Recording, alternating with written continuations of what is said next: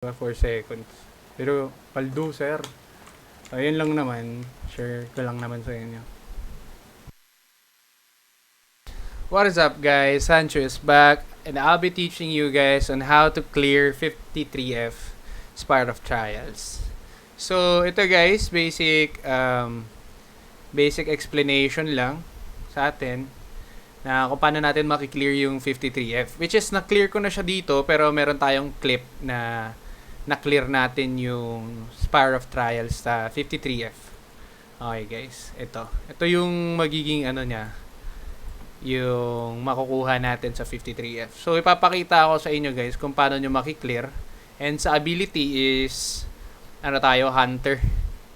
Tapos dapat full buff tayo guys. Pero papakita ko sa inyo guys. Okay, proceed na tayo. Let's go.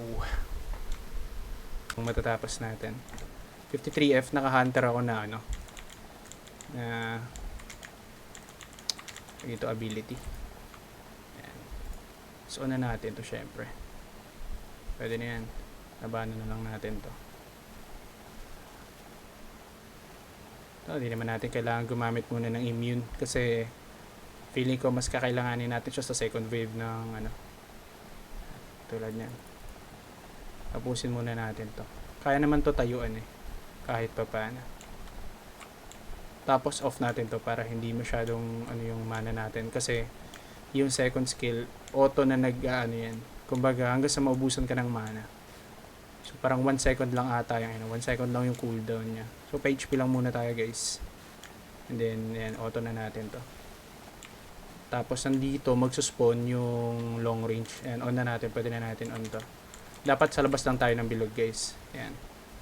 Yan. Para ma-hit natin agad. Tapos hindi tayo tamaan ng pula kasi the more na kunyari, pupwesto tayo din sa loob. Yan. Kunyari ganyan. Pupwesto tayo sa loob. Atras pa tayo. Tapos mababanatan tayo ng mobs. Ako. Yan. Hitin lang natin to. Huwag kayo matakot dyan. Takot kayo dyan. Mobs lang yan Pero yung sumasahog, iwasan nyo guys Iwasan yan. Sakit yan. Patayin kayo yan. Ayan, hayaan nyo na yung isa, tol. Hayaan nyo na yung isa. Kasi yan, hindi naman kayo mapapatay na yan Hindi na kayo mapapatay na yan. Unahin nyo na to kasi pagka inunan nyo pa yung mobs na yan, wala. Sayang. Ito, up na natin yan. Hindi na natin kailangan yan. Salubungin nyo na kagad para hindi sayang oras, tol. Ayan, tapos balik lang kayo dito. Ganyan lang. Op. And may oras pa kayo para anuhin yung isa.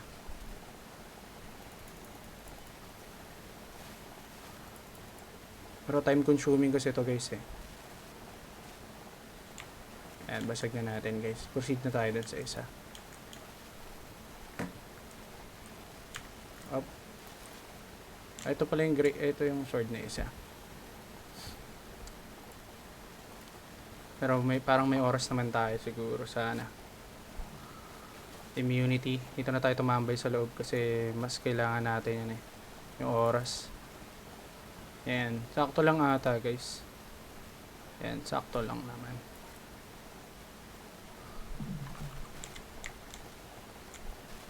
Yan. Sakto nga lang guys. Yan. Sakto lang guys. Diba? 4 seconds. Pero paldo sir.